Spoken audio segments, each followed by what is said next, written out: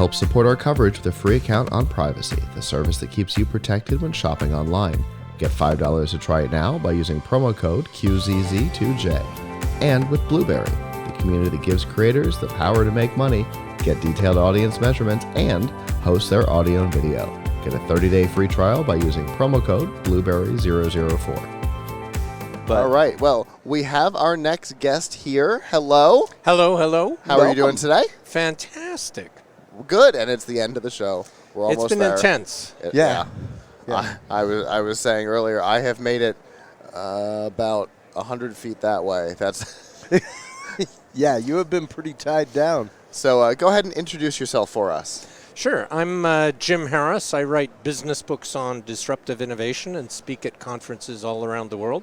And also, I come to CES every year. In fact, I was coming to it before it was CES when it was Comdex. Yeah. Oh, wow. So I've been coming for 31 years, and Wow. I've seen a lot of tech over the years. And then I do some social. So on Twitter in 2017, my account, Jim Harris, was the most influential personal account at CES out of the 175,000 attendees. Oh, wow. So this year I'm only in the top 20. So Scott, I'm slacking because I'm talking to you and Chris here, you know. Well, you know what? Top 20 is still impressive out of 175. Right. I think we're okay. So tell us about what like a normal day might be for you. Well, it varies by day, but I come before the show even starts. There's a day and a half of media days, of press conferences Sunday and so on. and Monday. And I attend those. And one of the coolest things I saw was from Intel. So are you a football fan? I'm not. You're not, Chris? I watched some football. Okay, so imagine Intel putting 10 cameras around a stadium at all different levels. All right. And filming the plays in really high definition, Sure. like 4 or 8K. And then sending all that data up to the cloud and building a 3D model, live model of that last play so that you can say, I want to see what the play would have looked like if the camera had been in the QB's helmet and show from his perspective how the line broke and where the running back broke through the line. Or you could say, I want to be standing on the touchdown line and looking as the hole opens, the fullback comes through and runs all the way. Or in basketball, you could say, I want the camera to be 3 feet above the basket and watch the guy do the layup. Yeah.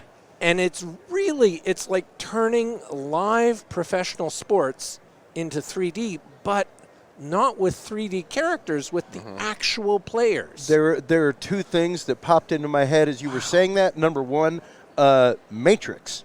Yeah, the movie The Matrix. The fact that if there is a call that's been penalty flagged, something like that, they can literally rotate the view of the stadium and see it from all angles. During basketball, they can see if that person's hand hit the other person's hand as they were taking a shot by rotating it like that. In addition to that, for capturing gameplay to turn into video games, you would have immediate rendering to be able to do that. You would no longer have to model everything. You would be able to catch those fluid movements, everything else. You'd be able to run all of those 3D animations of sorts through AI algorithms and be able to actually model the motions of each player for EA or whoever for the next version of Madden or whatever. Yeah, if somebody's got a certain way they throw a curveball, it will be captured all the time, every time, and be able to be replicated without having to do, green suits and without having to have them physically in the studio. Yeah. So this is going to be available. Intel, now this takes a lot of compute power, which is why Intel's doing it, right? Because they're going to sell more Intel chips, right? But imagine the enhancement of being able to look at, okay, we have a pause, it's, we're going to commercial, and in the Super Bowl, now I can come out on my smartphone and re-watch that play from 3 different angles that don't exist. Right. Yeah. That don't exist. And that's the key. There was no camera there. It did not exist, and yet I can watch it from that from a theoretical stick cam in the middle of the field. Yeah, is that not cool? And back in the day, what was it? The XFL. The XFL had the original helmet cam. Mm-hmm. And I've said for years, like, how long till we have a football cam? How long till we have a camera actively in the football to be able to trace the path of the football? Yeah. See what happens in that right from the football's point of view. Well, now we have it. We can get there. We can get there now. This would be your football cam. Yeah. There you go. Without having to put something like a camera in something as volatile as a football. Yeah, exactly. Where that's going to change and then the QBs have to, like, how does this change the aerodynamic flight of my throw? The weight of it, does it wobble? Yeah, exactly. So that was one cool thing. Another cool thing is, I don't know, I drive a lot, and one of the worst times to drive is either at sunrise or sundown when you're driving into the sun. Because you put your sun visor down as far as it'll go, you're now obscuring your vision for the road. And it still doesn't cover it. Exactly. Bosch has invented a transparent sun visor that only goes black where the sun will go in your eyes. So you get to see 90%. What? Is that not totally cool? You get to see 90% of the blocked area. And it has a camera, it looks at your eyes, it looks at the sun, and only blocks the sun here. Wow. So that you can see 90% more than a traditional visor, and you never get the sun in your eyes. I tried it. It's amazing. Like, you think, that's great. Isn't that great? But, like, yeah. And if you had pitched that even here 5 years ago, somebody would have laughed at you. Of course. Yeah. No, that's not going to happen. But with the advancements in photovoltaic films, things like that, all that kind of stuff, especially the flat screen technology that we have now, the fact that we're going to be able to be just right down the road here, I see it all the time now. You see the dual-sided screens where you can see straight through it, and there's different content on each side of the screen. Yeah. So to start seeing things like true heads-up displays in our cars, stuff like that, where it will be actively showing you the distance between you and the car in front of you. I mean, I see all of a couple years down the road. Yeah, I mean, Johnson Controls has the glass thermostat that's already a transparent display in your home, making that a little more sturdy for a car or something. They've got the smart mirrors now, everything else, where it's giving you the news behind the mirror. I kind of want one after seeing them in action, man. It's like, okay, that's kind of cool. Yeah, you want a lot of stuff after being here at CES. It's like, my wife's going to hate my God, and where do I get it, honey? Yeah. Well, don't worry, baby. It's in beta right now. Yeah, Good don't luck. worry. Don't worry. I can't get it for another 6 months. Yeah.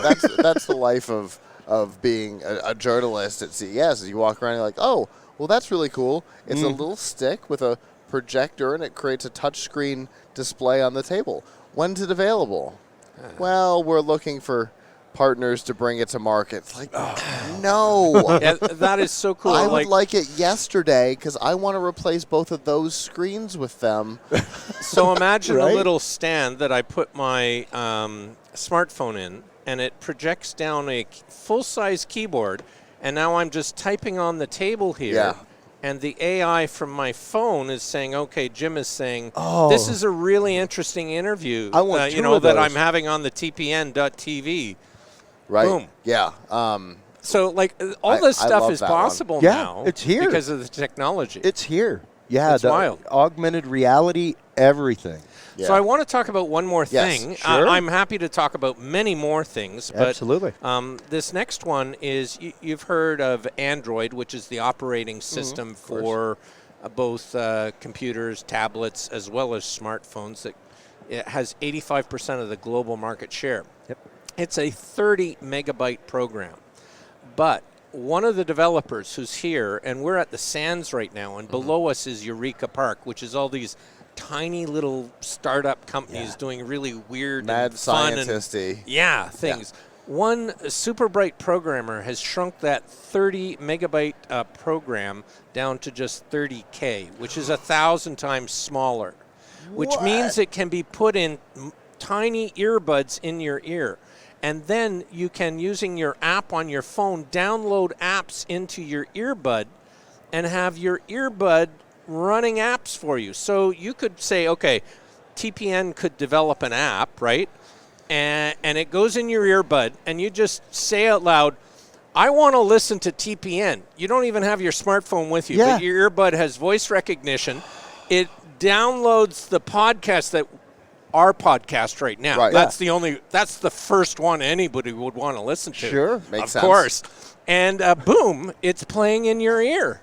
And you're on the subway. Wow. You know, it's 5G enabled. You're on a streetcar or, you know, a bus moving through Vegas when we have 5G here, listening to our podcast without a smartphone on your tiny little earbuds in your ear. And that's so we've seen over the last couple of years, I know you've encountered them, right? The full cup earphones, you know, maybe with a screen or whatever, and they've got Android built in, and you can install Android apps to them. But this whole new world. This is not that at all. This is 2 leaps past that. So the company, I haven't actually seen it. It's called Micro EJ. I'm what's called a social influencer when I come here. Sure. So, because like 280,000 people follow me on Twitter. Okay. So if anybody who's listening wants to follow me, it's just at Jim Harris on Twitter. It's easy to find. Yeah, JimHarris.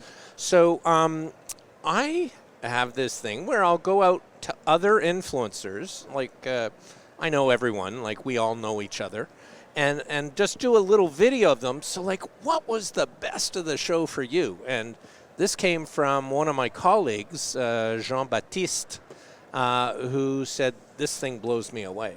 Now, I hadn't come across Micro EJ, but because he was raving about it, this is totally cool. Just the fact that they were able to rewrite that to 1,000 times smaller. To 1,000 times smaller. 0.1%.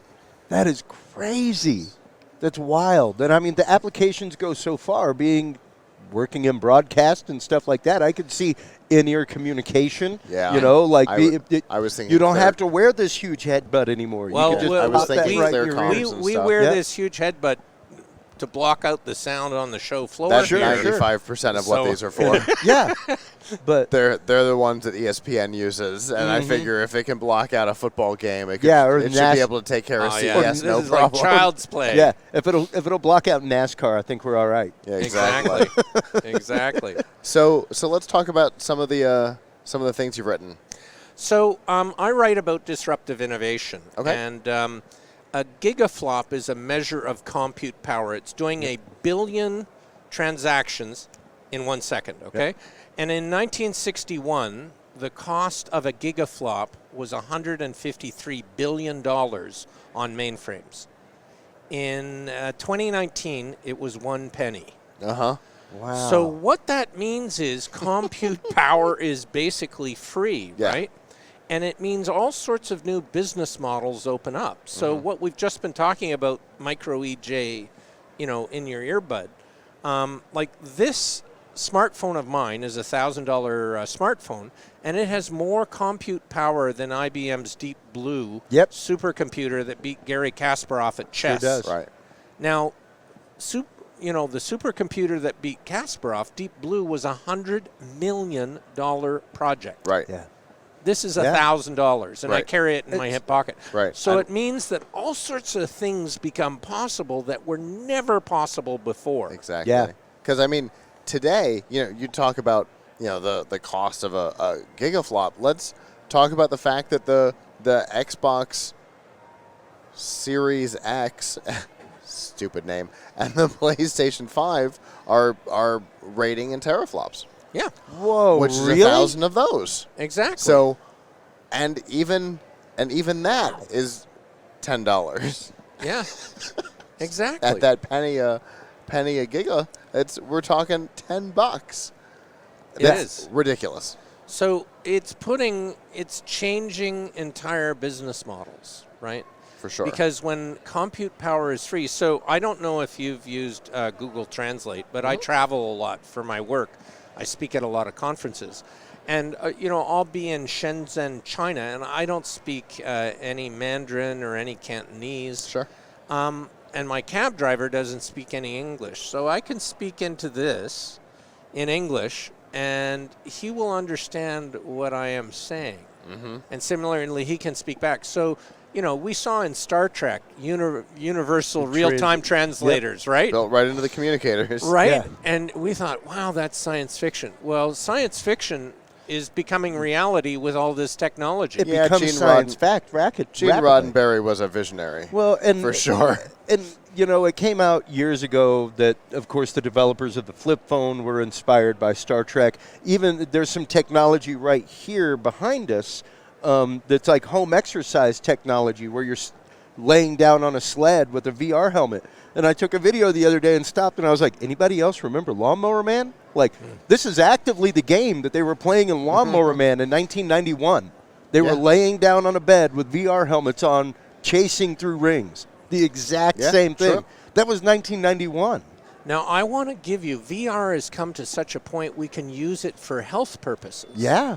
So if you have had third-degree burns, God forbid, you're in chronic pain, and we can do a couple things. We can give you drugs or you can put on a VR headset and watch penguins on blue icebergs, and that will take away your pain. Yeah.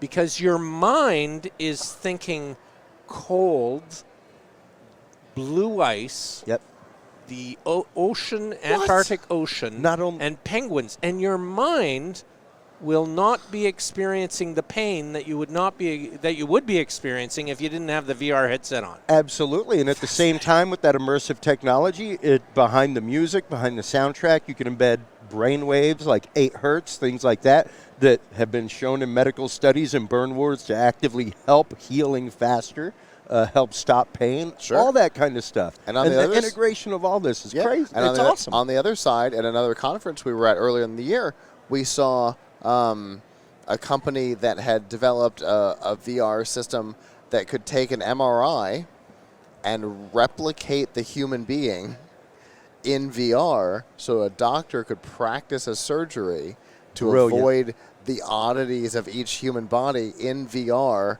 a day, 2 days before the actual surgery, to try and avoid some of the pitfalls that you don't know until you're inside. It is so cool. Yeah. I want to share with you one last thing. Yeah. So we all know about Uber and Lyft.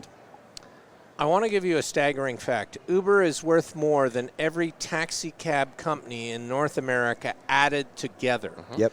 And so while taxi cabs collectively own billions of dollars of assets in the form of taxis and limos, Uber doesn't own a single vehicle. Right. Now, if you stop people on the show floor and say, what's innovative, they'll tell you something. But 75% of the answers will be about a product, right? Yeah. But product only gives 10% of the value in an ecosystem of value. Sure. 90% is in 4 other areas, one of which is business model innovation, yes, which we'll just talk about. So if we have perfected delivering people from A to B with an app, and we call it Uber, could we deliver burgers from point A to point B? Sure. Let's call it Uber Eats. Yeah. Okay, it did $6 billion of business. In other words, I'm not saying how do I make my taxis better.